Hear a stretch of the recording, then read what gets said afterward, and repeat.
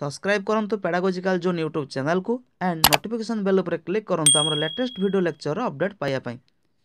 Hi friends, this is Alekh and you are watching pedagogical zone. Today we are going to discuss विकासर मूल नीति।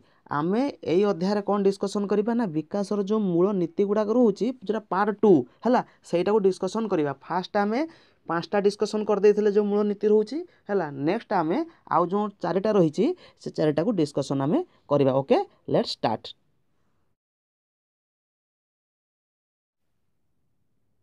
Okay, तो 6 number आमर point रोची कौन ना समस्त विकास मध्य निबिड़ संपर्क थाए हैला। आमर जो जतिकी विकास रोची कौन कौन रोची शारीरिक विकास को आमर फिजिकल डेवलपमेंट कहा जाए थाए, सामाजिक विकास को सोशल डेवलपमेंट कहा जाए, मानसिक विकास बा बौद्धिक विकास को आमर इंटेलेक्चुअल डेवलपमेंट बा कॉग्निटिव डेवलपमेंट मध्य कहा जाए थाए। नेक्स्ट रोची आमर आवेगिक विकास जोटा आमर इमोशनल डेवलपमेंट कहा जाए थाए, नैतिक विकास मोरल डेवलपमेंट एंड भाषागत विकास जोटा आमर लैंग्वेज डेवलपमेंट कहा जाए थाए। बुझी होची।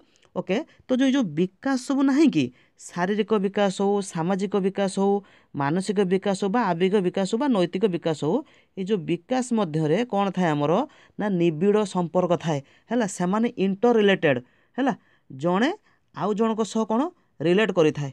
कॉन्सेप्ट क्लियर होची। आ कौन होता है आमर विभिन्न पर्यायर शिक्षार्थीर शारीरिक मानसिक सामाजिक आवेगिक नैतिक विकास घटा विभिन्न पर्याय देकी विभिन्न सोपान देकी हैला विभिन्न पर्यायर कौन होता है ना यही सब विकास गुड़ाक ही शिक्षार्थीर बा शिशुर होता है। क्लियर होची। नेक्स्ट कौन रोची ना शारीरिक विकास फल सामाजिक विकास त्वरान्वित होता है हैला। शारीरिक विकास फल सामाजिक विकास त्वरान्वित हम आ सामाजिक बौद्धिक विकास फल आवेगिक आउ नैतिक विकास कौन हम ना सहज हम। ताने एठू हम लक्ष्य करि परिबा जे शारीरिक विकास सह रिलेट किए करछि सामाजिक विकास, सामाजिक बौद्धिक सह आवेगिक आउ नैतिक विकास रिलेट करिथाय हैला। आमे गोटे एग्जांपल जानि परिया कोन ना शिशुटी जते बेले चालिबाकू आरंभ करे हैला, से तार चारि पाखर जो रोचंती लोक माने रोचंती जहाँ भी घटना घटुची से विषय जानिବାକୁ चेष्टा करे नहीं कि ता ब्रेन ले काम कर माने ब्रेन ले सेमिति प्रोसेसिंग होतो कोन ए सब जानिमी हैला। तेणु ताहा कोन हमर बौद्धिक विकास लक्षण हैला। बौद्धिक विकास कोन जोटा ब्रेन रिलेटेड बुझी होची।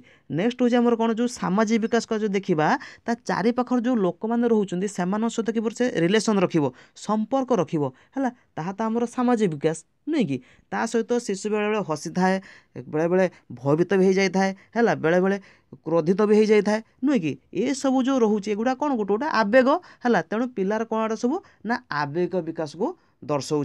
तेणु से जो विकास गुड़ाक ना परस्पर कौन थाए ना जड़े आउ जनक सह कौन थाए रिलेट करथाए है, निबिड़ संपर्क थाए। आउ गोटे कॉन्सेप्ट कौन आसी ना शारीरिक विकास जदि बाधा प्राप्त हो अन्य सब विकास बाधा प्राप्त होता है। प्रथम विकास आमर कौन शारीरिक विकास, जदि शारीरिक विकास बाधा प्राप्त हो गला ना अन्य सब विकास गुड़ाक मध्य बाधा प्राप्त हो जाए थाए।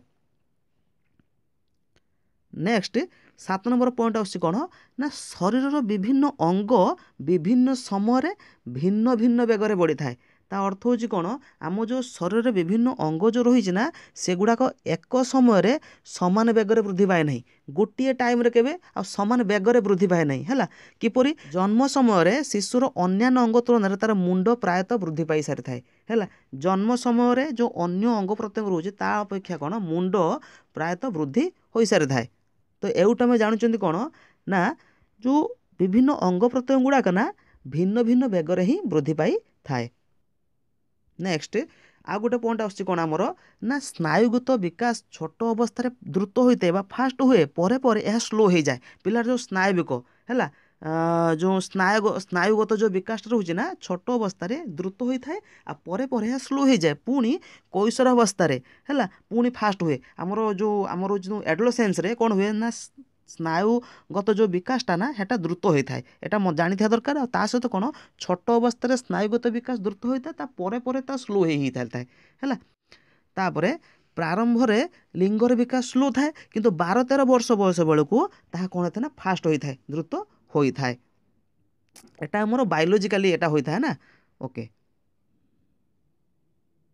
नेक्स्ट 8 नंबर पॉइंट कौन आछि ना प्रभेदीकरण और एकीकरण क्रिया माध्यम विकास संगठित होता है। कौन ना प्रभेदीकरण भिन्न प्रभेद करिवो आ पुणी ताको एकीकरण करिवो माने खंड खंड करिवो पुणी ताको कोन जोड़िवो। किपर लक्ष्य करिबा जन्म आरंभ रे शिशुटी एक जीवकोशर पिंडुला आकार थाए हैला। जन्म आरंभ रे 9 मास परे तार अंग प्रत्यंग जानी हुए शिशुर बुझी होची। शिशुटी प्रथमे प्रत्येक व्यक्ति को तार माँ बोली भाभी नहीं थाए हैला। प्रथमे प्रथमे कौन से भाभी दे कौन जेतिकी व्यक्ति को से देखी थाए ना समस्त को निजर माँ बोली भाभी दे थाए। तापरे परे बयसर वृद्धि हेले विकास हेले अनुभूति फल से सबु व्यक्ति भितर प्रभेद जानी पारे हैला। सबु व्यक्ति प्रभेद जानी पारे निर्दिष्ट स्त्री लोक को ही जानिबो कौन यही हूँ मोर माँ हैला। अन्य माने नुहंती से प्रथमे भाबुथो कौन ना समस्त होउछन मोर माँ बोली किंतु बयस बढ़िया सहित से जानीपारे कौन यही हूँ मोर माँ एमानंक सह मोर अन्य प्रकार रिलेशन अच्छी।